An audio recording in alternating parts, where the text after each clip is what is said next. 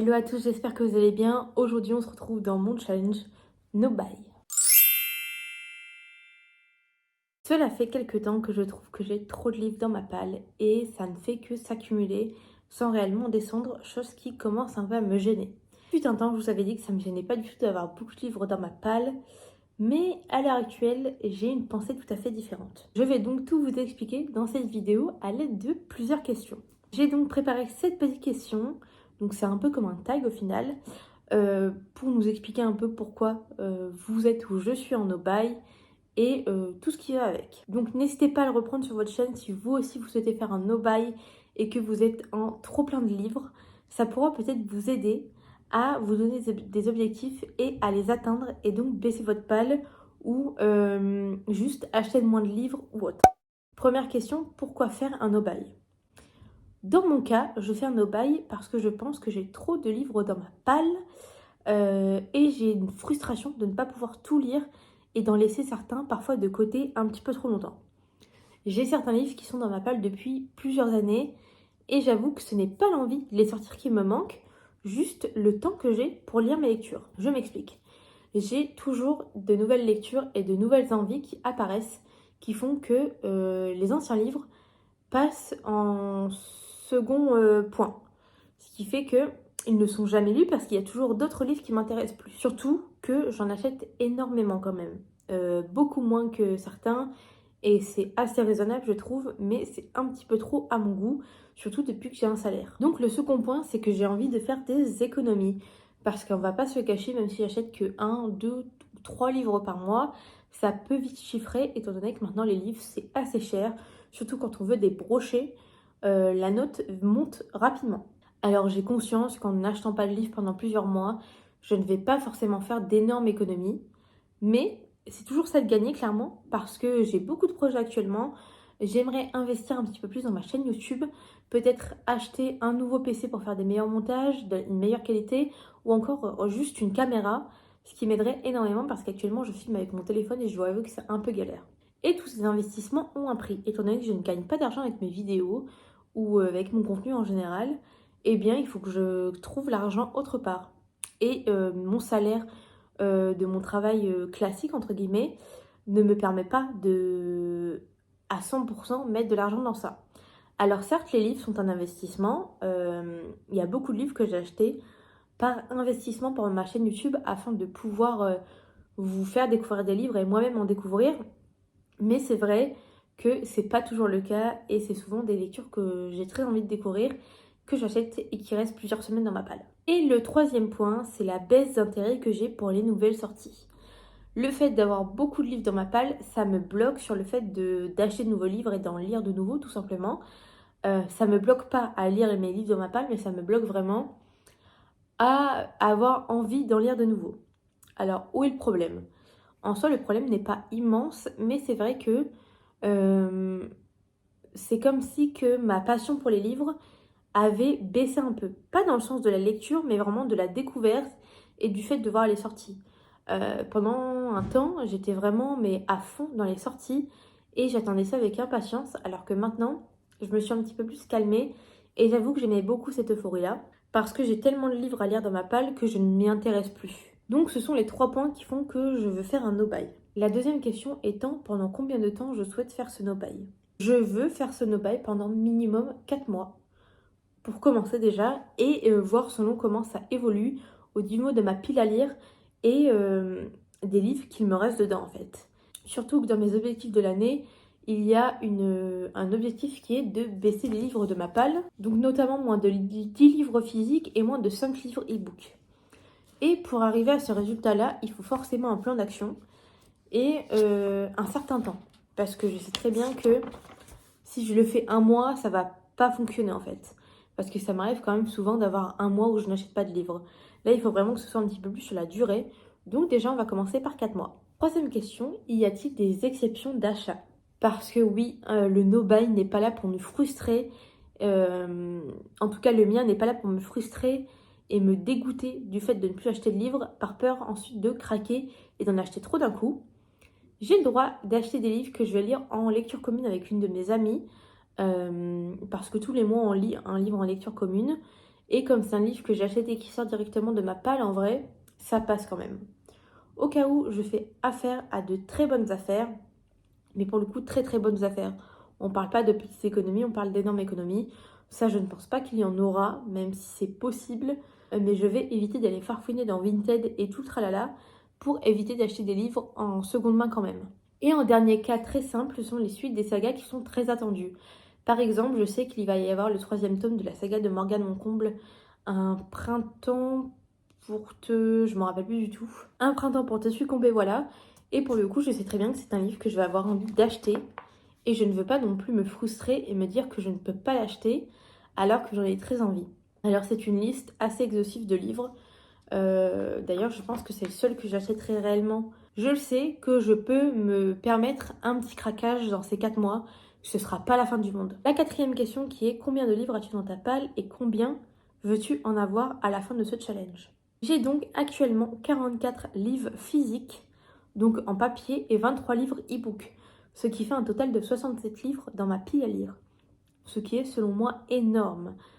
D'accord, j'en ai pas mal en e-book, mais ça reste quand même des livres que j'ai à lire et même s'ils ne sont pas là physiquement, moi dans ma tête ça me prend un peu de place. Surtout quand je vois le fichier Excel avec tous les livres que j'ai à lire qui s'enchaînent et je me dis que c'est juste pas normal d'avoir autant de livres à lire, même si certains en ont des centaines voire des milliers. Eh bien moi ce n'est pas mon cas et j'ai pas forcément envie que ce le soit. J'avoue que j'aime beaucoup le fait d'avoir très peu de livres dans sa palle ou juste une dizaine, ce qui fait qu'on peut en acheter sans se dire qu'on en a trop et arriver quand même à tout lire plus ou moins rapidement, qui n'est pas le cas pour certains de mes livres clairement.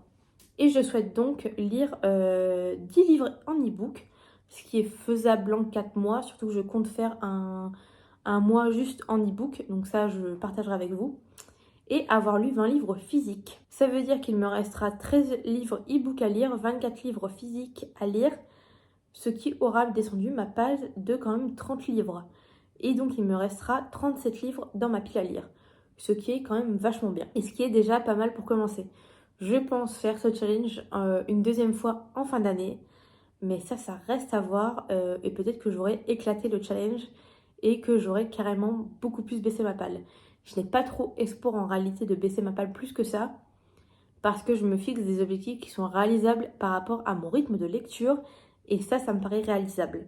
30 livres en 4 mois, ça le fait. Mais on est bien d'accord que ce sera quand même un rythme assez intense, entre guillemets, et j'espère pas qu'il va y avoir une panne de lecture qui va me prendre pendant ce temps-là. La 5e question qui est, as-tu une technique ou un plan pour réussir ce challenge de no buy? La question pour mon cas est oui. Je compte déjà faire un mois destiné à uniquement des e-books. Donc pendant un mois, je lis que des e-books, principalement ceux qu'il y a sur ma liseuse Kobo, parce que c'est vrai que j'ai du mal avec les livres sur mon téléphone actuellement. C'est vrai que j'ai pas mal de passes par rapport à ça, des moments où je préfère lire en papier, des moments où je préfère lire en e-book. Et en ce moment, j'ai beaucoup de mal à lire sur mon téléphone. Donc c'est vrai que j'écarte un peu ça, mais je vais me concentrer sur les livres que j'ai en e-book sur ma Kobo. Je souhaite également me hyper un petit peu et lire les suites de sagas que j'ai déjà en cours, ou lire des sagas complètes plus ou moins d'un coup. C'est mon cas dans ma pile à lire, j'ai beaucoup de livres de sagas que j'ai entièrement quasiment. Donc on va dire que si je les enchaîne et que j'aime vraiment la saga, ce sera d'autant plus facile. Et ensuite, quelque chose de très simple mais qui est à la fois très facile, c'est lire les plus petits livres de ma palle. Ce qui va faire que je vais avoir l'impression de lire plus et plus rapidement et j'aurai peut-être un meilleur rythme de lecture. On est bien d'accord que parfois je lis des livres qui sont énormes plus vite qu'un petit livre, mais c'est vrai que j'ai pas mal de livres qui sont quand même assez fins, selon moi, dans ma bibliothèque, qui peuvent être lus super rapidement. Et je pense également enchaîner vieux livres qu'il y a dans ma palle et livres qui sont arrivés très récemment. Donc ce qui me permettra de faire un roulement qui me paraîtra correct et entre guillemets pas trop chiant on va dire. Après peut-être que je vais enchaîner 2 vieilles lectures parce qu'elles me tenteront et peut-être que j'enchaînerai 2 nouvelles lectures parce qu'elles me tenteront également. Et honnêtement je ne mets pas trop la pression par rapport à ça parce que c'est pas le but. Le but c'est quand même de m'amuser, c'est un challenge. Si je ne le réussis pas, c'est pas la fin du monde, même si j'aimerais quand même beaucoup le réussir. Quelle est la récompense de ce challenge et qu'est-ce qu'il pourra m'apporter? Donc ça c'est l'avant-dernière question. Et j'estime que quand j'aurai fini ce challenge, Et si j'ai atteint mon objectif, on va faire 1 ou 2 pas en arrière et ça va me permettre d'acheter 5 nouveaux livres. Mais maximum 5. Pourquoi le chiffre 5? Parce que j'estime que c'est beaucoup de livres, mais c'est pas non plus trop peu. Vous voyez ce que je veux dire? Parce que si je me cale que 2 livres, ce sera pas assez, j'aurai envie d'en avoir plus. Et si je me cale genre 6 ou 7 livres, ce sera trop pour moi. Mais là, je trouve que 5, c'est déjà pas mal. Peut-être que j'en achèterai que 3 ou 4. C'est possible, avoir les sorties qui m'intéresseront. Mais je souhaite quand même, à la fin de ce challenge, pardon, pouvoir me faire un minimum plaisir. Le but, c'est pas de remonter ma palle de fou, mais c'est quand même d'acheter des livres qui me faisaient plaisir. Et certainement, qu'en voyant ma palle baisser, certains nouveaux livres me feront envie. Après, ça dépendra de l'argent que j'aurai et de mon envie également, on va pas se cacher. Deuxième point, j'espère que ce challenge va m'apporter des économies, clairement. Parce que, comme je vous l'ai dit, j'ai pas mal dépensé pour les livres ces derniers mois et je souhaite mettre un peu d'argent de côté et je pense que ça pourrait me permettre de me faire baisser la facture tout simplement. Même si c'est que 30-50 euros, il n'y a pas de petites économies comme on dit. Et dernier point, ça va me permettre sur le long terme, enfin moyen et long terme, d'avoir certainement moins de pression à lire mes lectures et plus de plaisir en fait à acheter de nouveau et lire les livres quand j'en ai envie et non parce que ça fait trop longtemps qu'ils sont dans ma palle. Je sais pas si vous voyez ce que je veux dire et si c'est clair, mais pour moi, ça a un sens. On passe maintenant à la partie où je vous montre ma pile à lire pour ce challenge. J'aurais bien aimé aller dans ma bibliothèque et vous montrer ma pile à lire entière. Malheureusement, mon copain est occupé dans le bureau, j'ai pas envie de le déranger. Et je trouve ce spot très bien. À savoir que là, je vous montre uniquement mes livres physiques. Et je vous montrerai les livres e-book que je veux sortir principalement dans ma vidéo pour le mois de l'e-book. Donc on va commencer premièrement par les vieux livres. Ceux que ça fait trop longtemps qu'ils sont dans ma palle et que j'ai envie de sortir. Premièrement, il y a Seulement si tu en as envie de Bruno Combe.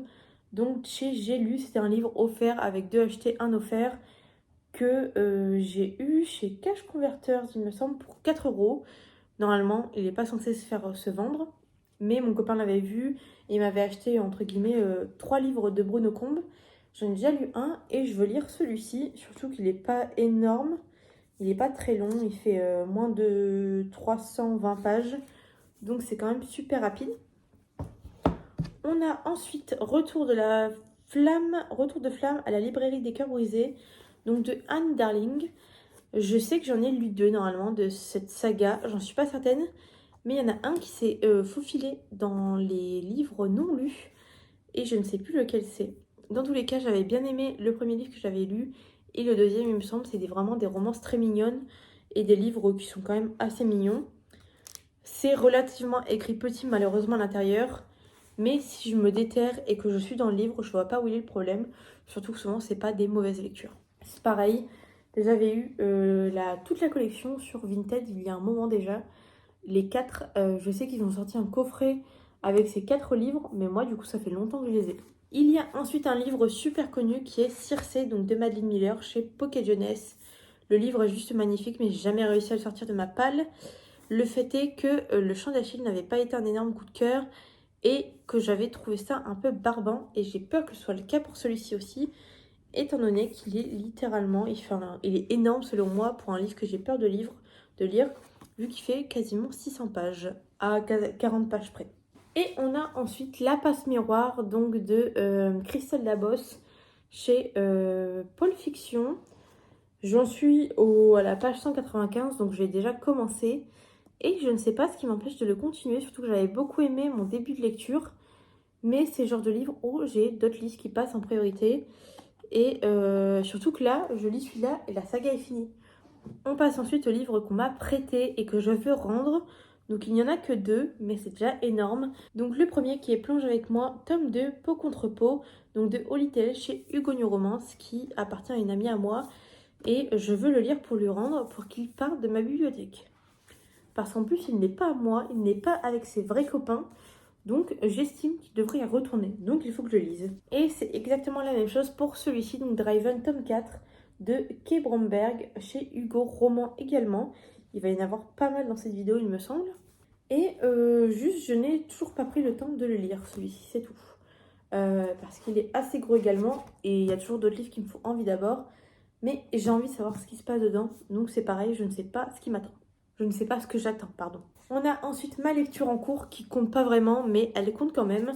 Donc c'est Absolu, tome 2, Les Effacés, de Margot Dessen, et j'en suis à la page 153.